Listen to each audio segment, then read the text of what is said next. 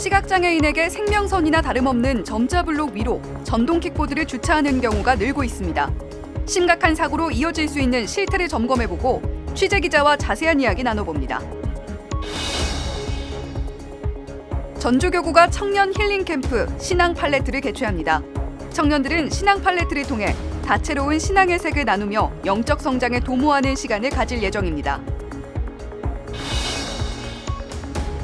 성경 구절에 행복의 염원을 담아 한 글자씩 정성껏 적어내는 작가가 있습니다. 서예와 전강예술로 표현된 성경 말씀을 만나볼 수 있는 전시회 소식 전해드립니다.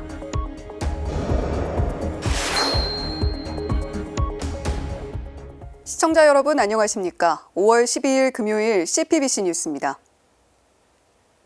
길에 전동 킥보드들이 널브러져 있는 모습 많이들 보셨을 겁니다. 가로수 옆, 횡단보도 앞, 화단 등 다양한 곳에 주차돼 있는데요.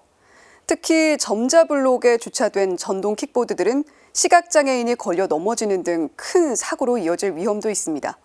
직접 시각장애인에게 이야기를 들어봤습니다. 김정아 기자입니다. 서울 중구 을지로 일대 점심시간.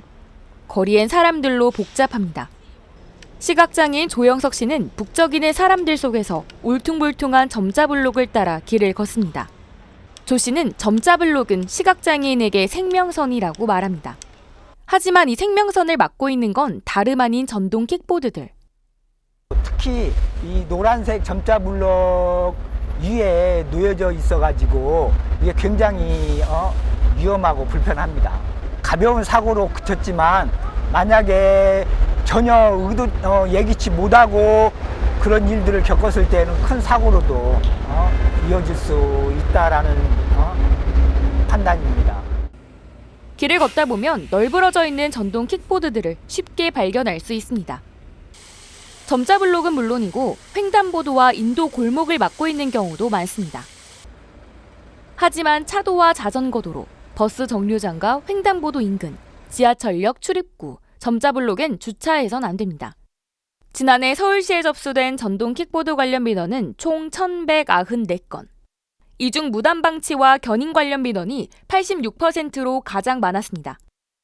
교통 약자 통행에 방해가 되는 구역을 즉시 견인 구역으로 정하여 신고 시 1시간 내에 업체에서 처리하지 아니하면 견인하고 있습니다. 견인 제도만이 답인 걸까? 시민들의 자발적인 참여가 아쉬울 뿐입니다. 시각장애인의 안전한 보행을 위한 주차 문화를 알리는 캠페인이 진행됐습니다. 서울시와 빈모빌리티, 그리고 서울시각장애인연합회가 머리를 맞댔습니다. 시각장애인들의 안전한 보행을 돕기 위해 전동 킥보드에 전자블록 위 주차 금지 스티커를 부착하는 캠페인을 진행했습니다. 또한 캠페인 진행 장소 일대의 불법 주차 등 이동 장치들을 주차 권장 구역으로 이동하여 시각장애인뿐 아니라 일반 보행자들의 안전한 보행을 도모했습니다. 이용자분들께서는 이용 후 반납 시 보행 통행에 방해가 되지 않는 곳에 올바르게 주차하여 주시기를 꼭 당부드리며 노란색 점자블록 위는 좀 비워두시는 우리 사회에 그런 문화가 좀 만들어졌으면 하는 바람입니다. CPBC 김정호입니다. 전동 킥보드가 시각장애인들의 보행에 상당한 어려움을 주고 있다는 리포트 만나보고 오셨습니다. 현장에 직접 취재를 나갔던 김정아 기자가 스튜디오에 나와 있습니다. 김정아 기자 고생 많으셨습니다. 네, 안녕하세요. 네, 자 길에 방치된 전동 킥보드 정말 많이 보이는데 오늘도 사실 출근하는 길에 봤습니다. 주차 문화가 아직 자리 잡지 못한 것 같은데 어떻게 좀 방법이 없습니까? 전동 킥보드 왜 이렇게 길에 방치되어 있는 걸까 생각을 해보면요. 주차장이 없습니다. 네. 앵커는 전동 킥보드 주차장 오시다가 보신 적 있으신가요? 글쎄요, 자전거 이 따릉이 보관소는 많이 본 것 같은데 전동 킥보드 주차장은 본 적이 없는 것 같네요. 네, 그 이유가 있는데요. 서울시에서 운영하고 있는 전동 킥보드 업체는 9개입니다. 또 전동 킥보드는 총 45,991대가 운영되고 있는데요. 네. 정말 많습니다.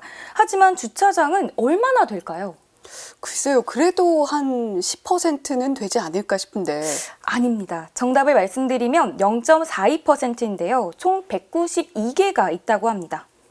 네, 0.42%면 사실 100대 한 대도 아니고 200대 한 대도 못 된다. 뭐 이렇게 저희가 생각해 볼 수 있을 텐데 왜 이렇게 적습니까? 주차장이 많이 생기면 방치된 킥보드들도 좀 줄어들 것 같은데요. 네, 전동 킥보드 주차장이 적은 이유는요, 비용 때문입니다. 주차구역 200개당 매년 7억 이상의 도로 점용료를 납부해야 되기 때문인데요. 업계에서는 주차구역 설치에 어려움이 있다 이렇게 호소를 하고 있습니다. 그렇다면 정부 차원에서의 대응은 없는 걸까? 서울시에 물어봤습니다. 22년 3억 원의 예산으로 192개소, 전체 대수의 0.42%의 개인형 이동장치 주차구역을 조성하였습니다. 서울시에서는 그 주차구역을 조성하는 데 또 한계가 있습니다. 이에 따라 가지고 서울시는 공유 개인형 이동장치 대여업계에 주차구역 설치를 지속적으로 요청하고 해결 방안에 대하여 논의 중에 있습니다. 네, 그렇군요. 네, 장희순 팀장은 지난해 3억 원의 예산을 들여서 192개의 주차구역을 조성했다 이렇게 밝혔는데요. 정말 턱없이 부족한 현실입니다. 장 팀장은 서울시에서만 이 주차구역을 조성하는 건 한계가 있다 답했습니다.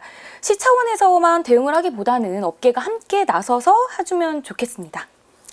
네, 좋은 해결 방안이 빠르게 좀 나와야 될 것 같습니다. 또 한 가지 더 짚어보자면 전동 킥보드 오해와 진실입니다. 가장 먼저 떠오르는 게 운전 면허증이 없어도 탈 수 있나 이 부분인데요.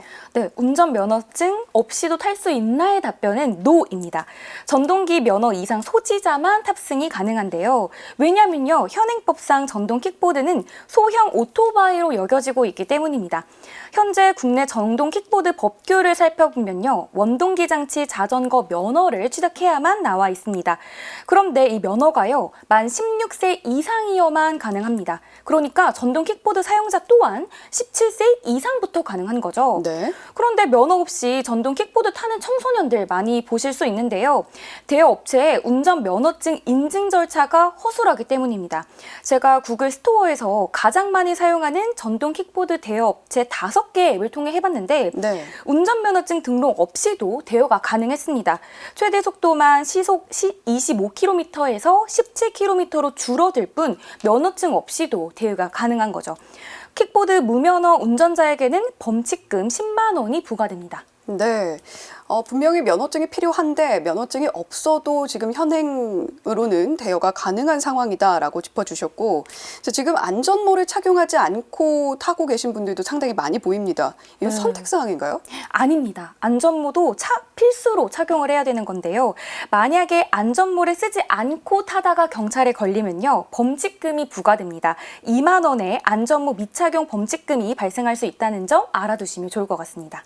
네, 저희가 안전하게 타는 법을 좀 알아둬야 될 것 같습니다. 네, 이용 전에는요, 안전모와 보호대 등을 착용해 주시고요. 이용 중에는 이 3가지를 지켜주셔야 됩니다. 첫 번째는 자전거 도로나 도로에서 우측 통행으로 주행을 하셔야 되고요. 교차로에서는 일시 정지, 또 마지막으로는 2인 탑승과 음주운전은 절대 안 됩니다. 네, 그리고 가장 중요한 것 같은데 주차 매너 어떻게 좀 하면 좋을까요? 네, 자전거 도로, 또 횡단보도, 버스 정류장, 지하철역 출입구, 또 마지막으로 점자블록 등 교통약자 통행에 방해되는 데에서는 주차를 하시면 안 됩니다. 우리 함께 올바른 주차 문화 확립을 위해 노력해 나가면 좋겠습니다. 네, 이 전동 킥보드가 다른 누군가에겐 굉장한 큰 불편이 될 수 있다는 점 기억하시고 안전하게 탈 수 있는 방법, 주차 매너까지 꼭 챙겨 보셨으면 좋겠습니다. 김정화 기자 고생 많으셨습니다. 네, 감사합니다. 취업난과 불투명한 미래 등으로 고민하는 청년들이 적지 않습니다. 전주교구가 이들을 위한 힐링 캠프를 진행하는데요. 보도에 김영규 기자입니다. 전주교구가 청년들을 초대했습니다. 바로 청년 힐링 캠프 신앙 팔레트입니다. 올해 처음 실시되는 청년 힐링 캠프는 내일부터 모레까지 이틀 동안 전북 익산시 용안면 용머리 고을 상생관에서 열립니다. 전주교구 청년들이 참가 대상입니다. 청년 힐링 캠프 신앙 팔레트는 교구 청년들이 모여 팔레트 위의 물감처럼 자신이 가지고 있는 다채로운 신앙을 나누고 하느님 안에서 함께 즐기는 시간으로 이루어집니다. 또 동시대를 살아가고 있는 청년들이 찬양과 나눔, 친교를 통해 영적 성장을 도모하는 프로그램입니다. 청년 힐링 캠프는 믿음과 사회성을 함께 키우고 싶은 청년들을 위한 특별한 장소이자 함께하는 여정입니다. 서로 다른 배경과 다양한 신앙 수준의 청년들이 1박 2일 동안 레크레이션을 비롯해 찬양, 신앙 얘기를 나눕니다. 이를 통해 신앙의 깊이를 체험하고 신심을 향상하는 시간을 갖게 됩니다. 청년 힐링 캠프의 목표는 또 있습니다. 청년들이 서로의 나눔을 통해 커뮤니케이션 능력을 향상하는 것입니다. 전주교구는 자아인식과 자기 성장을 도모하는 프로그램을 통해 청년들이 자기 자신을 돌아보고 신앙을 토대로 견고하게 성장할 수 있는 계기가 될 것으로 기대했습니다. 전주교구 청소년 교육국 홍석진 신부는 이런 특별한 믿음의 여정에 교구 청년들의 많은 관심을 당부했습니다. 이번 신앙 캠프를 통해서 자신이 가진 신앙의 색을 함께 나누고 함께 즐길 수 있는 특별한 기회에 많은 청년들이 함께 하기를 희망합니다. 젊은 시절은 여러 선택과 도전의 시기입니다. 그만큼 믿음의 토대를 다지고 긍정적인 사회성을 키우는 것이 중요합니다. 전주교구는 앞으로 청년 힐링 캠프를 교구 내 6개 지구를 중심으로 정례화할 예정입니다. CPBC 김영규입니다. 성경 말씀 가운데 말씀이 사람이 되시어 우리 가운데 사셨다라는 구절이 있습니다. 요한복음서 1장 14절의 말씀인데요. 말씀은 언어이고 글입니다. 40년 넘게 기도하며 정성껏 쓴 붓글씨, 게다가 아름다움과 작품성까지 갖췄다면 그 가치는 어마어마할 것입니다. 수원교구청을 비롯해 여러 성당 머릿돌 글씨를 봉헌한 서예가 박찬희 작가 전시회에 이힘 기자가 다녀왔습니다. 서예가이자 정각가인 선샘 박찬희 작가의 작품 주님의 기도입니다. 천주교 신자라면 누구나 바치는 주님의 기도가 새롭습니다. 같은 성경 구절이어도 직접 쓴 글씨에는 쓴 사람의 기운이 느껴집니다. 활자도 좋아요. 이렇게 좋은데 활자는 기운이 없어요. 저는 기를 글씨에 부여하기 때문에 내 기를 남한테 주는 거거든. 그건 굉장한 거예요. 기운을 준다는 거는 힘을 준다는 거거든요. 박찬희 작가의 이번 전시회에는 지난 40년간 작업해온 작품 가운데 130여 점을 선보이고 있습니다. 성모송, 평화를 구하는 기도 등 기도문을 비롯해 성경 말씀과 같이 신심을 북돋아주는 다채로운 작품들이 눈길을 끕니다. 성 김대건 신부가 옥중에서 쓴 마지막 편지를 비롯해 최영업 신부의 천주가사도 눈에 띕니다. 뿐만 아니라 사향가, 법정 스님의 글, 구상 시인의 시, 광개토 대영능비 등 우리나라 역사를 다룬 작품들도 감상할 수 있습니다. 모태신앙인데다가 제가 4대째예요. 그러니까 조상님의 기도도 많이 받았고 주위 분들의 기도를 많이 받았고 또 제가 해야 될 일은 선교인 것 같아요. 도구죠. 제가 하느님 안에서 사랑을 많이 받았으니까 나눠야 되는 것이 저희 숙제죠. 서예와 전각이라는 재능을 교회에 봉헌해온 박 작가는 수원교구 수호성인인 김대건 신부의 마지막 옥중 서한을 수원교구청에 봉헌했는가 하면 수원교구 학교법인 광암학원 전각 로고를 만들기도 했습니다. 원주교구 배론성지 대성당에 있는 최영업 신부의 천주가사 돌판 작품과 최영업 신부 일대기를 담은 조각 작품 등도 박 작가 작품입니다. 작가가 전시회를 통해 전하고 싶은 것은 단 하나입니다. 제가 행복하니까 신앙 안에서 글씨 안에서 행복하니까 보시고선 행복해지셨으면 좋겠어요. 모든 사람이. 이번 전시회는 17일까지 이어집니다. CPBC 이힘입니다. 이상으로 CPBC 뉴스를 마칩니다. 시청해주신 여러분 고맙습니다.